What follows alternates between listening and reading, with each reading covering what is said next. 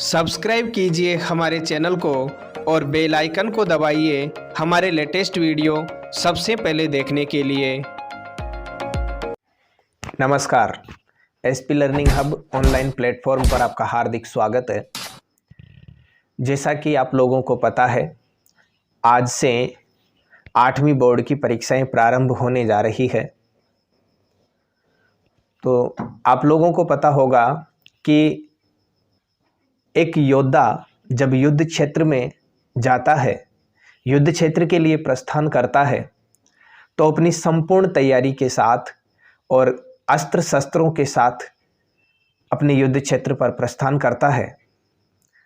जिस प्रकार किसान अपनी फसल की पैदावार के लिए, अच्छी पैदावार के लिए जी जान से मेहनत करता है, उसी प्रकार आपने भी पूरे वर्ष जी जान से मेहनत की होगी। देखिए, सफलता उसी को मिलेगी जिसने मेहनत की है। अगर आप अपनी संपूर्ण तैयारी के साथ युद्ध क्षेत्र में जा रहे हैं तो आपको सफलता अवश्य मिलेगी, आपकी जीत निश्चित है। युद्ध क्षेत्र में जाने से पहले आप ये सुनिश्चित कर लें कि वहाँ पर परीक्षा हॉल में आप लोगों के जो सामग्री काम आएगी वो संपूर्ण सामग्री आप लोगों के पास है। अगर किसी भी सामग्री का अभाव है तो आप उसकी पूर्ति करके ही जाएं, क्योंकि बिना हथियार के युद्ध क्षेत्र में जाने वाला योद्धा निश्चित ही असफल होता है।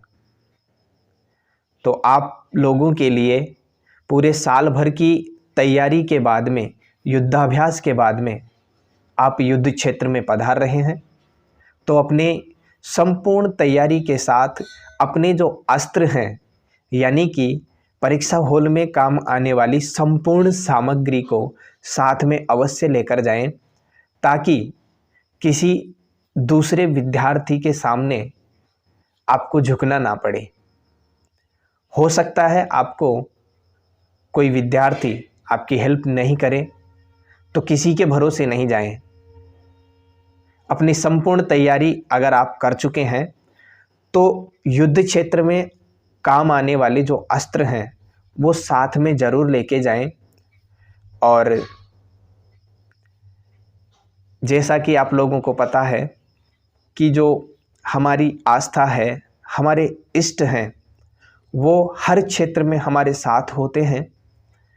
तो परीक्षा हॉल में जाने से पहले आप अपने इष्ट को याद करके ज़रूर जाएं, और जैसे ही परीक्षा हॉल में बैठें तो वहाँ पर भी अपने इष्ट देव का स्मरण करें। जाने से पहले घर से जब निकलो तो माता पिता के चरण स्पर्श करके निकलो, कुछ मीठा खा के निकलो। माँ के हाथ से अगर मीठा मुँह करके निकलते हो तो आपकी जीत निश्चित है। लेकिन याद रखिए, जीत उसी की होगी जिसने युद्धाभ्यास किया है, यानी साल भर आपने तैयारी की है, तो ये प्रोसेस आप अपना सकते हैं। अच्छा, थोड़ी सी बात और बताना चाहूँगा कि परीक्षा हॉल में आपको क्या ध्यान रखना है। आज पहला दिन है। आज के दिन आपको लगभग 1 घंटे पूर्व परीक्षा केंद्र पर पहुंचना है। वहां पर अपने रोल नंबर देख के आपको परीक्षा कक्ष में पहुंचना है। परीक्षा कक्ष में बैठते समय आप आसपास में टेबल के जो भी आपकी सीट है उसके आसपास ये देख लें कि यहाँ कुछ अवांछनीय सामग्री तो नहीं है। दूसरा, जैसे ही आपको प्रश्न पत्र मिलता है तो मैं यही कहना चाहूँगा कि प्रश्न पत्र कोई से भी विषय का हो, किसी भी सब्जेक्ट का पेपर हो, आप प्रश्न पत्र को पढ़ने के लिए कम से कम 10 मिनट दें। आप ये नहीं सोचें कि शुरुआत के आपने 5 प्रश्न पढ़ लिए और 5 आ गए, आप बहुत खुश हो जाओगे, और जैसे ही छठा क्वेश्चन आया और आपको नहीं आता है तो आप होपलेस हो जाओगे। इसलिए बिल्कुल निश्चिंत होकर अपने इष्ट देव को याद करके, अपने गुरुजनों का स्मरण करके और पेपर को पढ़िए, निश्चिंत हो के, बिल्कुल दिमाग में 1% भी टेंशन नहीं हो। आप प्रश्न पत्र को पूरे को पढ़िए। फिर प्रश्न पत्र को कंप्लीट पढ़ने के बाद में आप ये सुनिश्चित करिए कि कितने प्रश्न ऐसे हैं जो आपको बहुत अच्छी तरीके से आते हैं, एज इट इज़ आप उनका आंसर लिख सकते हैं। तो प्रश्न पत्र पढ़ने के बाद में ये विचार करना है। विचार करने के बाद में आपको करना क्या है, स्टार्टिंग उन्हीं प्रश्नों से करनी है जो आपको बहुत अच्छी तरह आते हैं।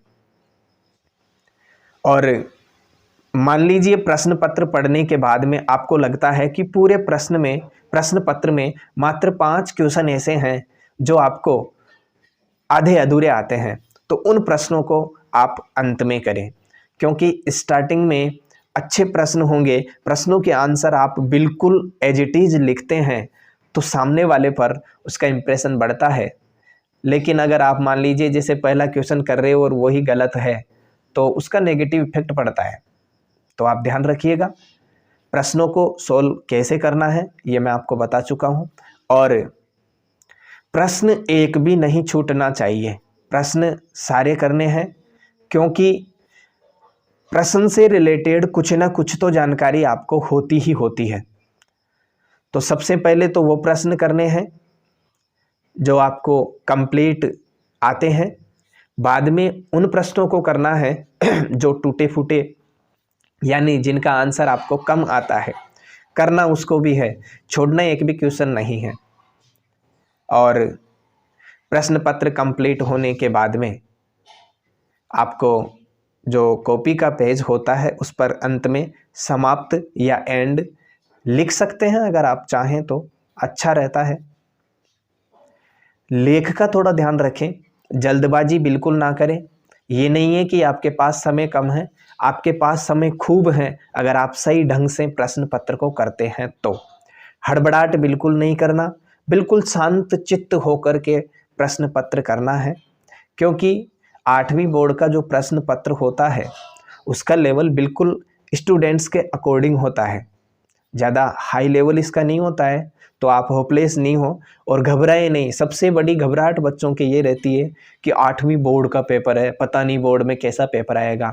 बिल्कुल आपके सिलेबस से बाहर एक भी क्वेश्चन नहीं आता है, आपके सिलेबस के अकॉर्डिंग ही पेपर होता है। तो इन सारी बातों को आप याद रखें। आशा करता हूँ आप लोगों को जो मैंने बातें बताई हैं अच्छी लगी होगी। अगर अच्छी लगती है तो वीडियो को लाइक करो, अपने दोस्तों में शेयर करो और चैनल को सब्सक्राइब करके बेल आइकन दबा दो, ताकि जैसे ही कोई नेक्स्ट अपडेट आती है तो उसकी सूचना आप तक आसानी से पहुंच जाए। एक बार फिर से मेरी जो शुभकामनाएं हैं आप सभी विद्यार्थियों के साथ हैं। हम आपके उज्जवल भविष्य की कामना करते हैं। आप सभी को सफलता अवश्य मिले। जय श्री राम, राधे राधे।